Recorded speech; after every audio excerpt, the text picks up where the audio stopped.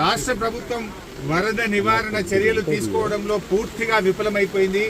ముఖ్యంగా ఈరోజు ఈ ఫెయిల్యూర్ అంతా కూడా రాష్ట్ర ముఖ్యమంత్రిది, రాష్ట్ర ప్రభుత్వాన్ని.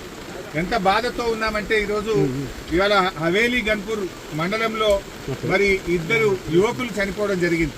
వాళ్ళ పిల్లలు, ముఖ్యంగా ఇద్దరు పిల్లలు గురుకుల పాఠశాలలో చదువుతున్నారు. వర్షాల వల్ల గురుకుల పాఠశాల లీక్ అవుతా ఉంది, మీ పిల్లల్ని తీసుకుపోండి అని ప్రిన్సిపల్ ఫోన్ చేస్తే పిల్లల్ని మెదక్కు పోయి తీసుకొచ్చుకుందామని బయలుదేరి మరి ఆటోలో నడుపుతున్నటువంటి యాదగౌడు, ఆటోలో కూర్చున్న సత్యనారాయణ ఇద్దరు కూడా ఈ వరదలో ఆటో కొట్టుకుపోయి చనిపోవడం జరిగింది.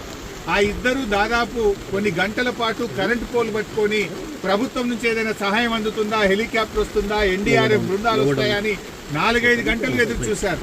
కరెంటు పోల్ మీద నుంచి ఫోన్లు కూడా చేశారు. కానీ కలెక్టర్ గారు కానీ జిల్లా యంత్రాంగం ఎవరు స్పందించలేదు.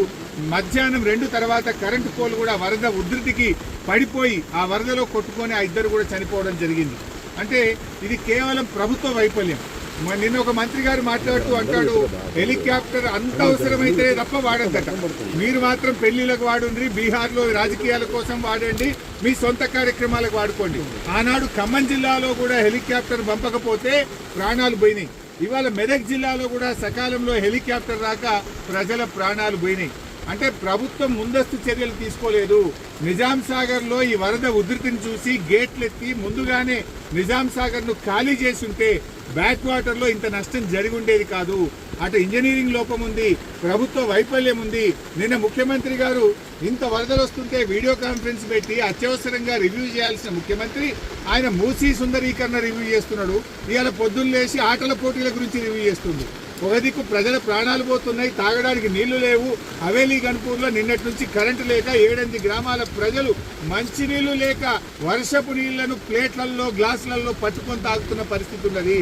ఇవాళ రేపు అంటు రోగాలు ప్రబలేటువంటి అవకాశం ఉంది. వచ్చే 24 గంటలు ఇంకా పెద్ద ఎత్తున వర్షాలు ఉన్నాయని వాతావరణ శాఖ చెప్తా ఉంది. ప్రజలు ఇబ్బందుల్లో ఉన్నారు. ప్రభుత్వం ఇప్పటికైనా మేల్కొని అత్యవసర చర్యలు చేపట్టి ప్రజలను కాపాడుకోవాలి. ప్రజలకు త్రాగునీరు అందించండి, ప్రజలకు అవసరమైన ఆహార పొట్లాలను పంపించండి, హెలికాప్టర్లను అందుబాటులో పెట్టండి. ఎందుకంటే బాగా తడిచి ఉన్నది, ఇప్పటికే నీటి ప్రవాహం ఉంది. ఇంకా వర్షం ఏమన్నా కొద్దిపాటి వర్షం ఎక్కువ పడ్డా కూడా మరి చెరువులు కానీ తెగేటువంటి ప్రమాదం ఉంటుంది. కనుక అన్ని జాగ్రత్తలు ప్రభుత్వం తీసుకోవాలని చెప్పి కోరుతా ఉన్నాం. ఏదైతే పంట నష్టం జరిగిందో ఒక్కొక్క రైతుకు ఎకరానికి 25,000 రూపాయల సహాయం అందించాలని కోరుతున్నాం. చనిపోయిన ఆ 2 కుటుంబాలకు కూడా ఒక్కొక్కరికి 25 లక్షల ఆర్థిక సహాయం అందించాలని కోరుతున్నాం. ఇక్కడే పక్కనే దూప్ సింగ్ తండా ప్రజలు తండాను వదిలిపెట్టి గుట్ట మీద ఉన్నారు. రాత్రంతా కూడా గుట్ట మీదనే ఉన్నారు.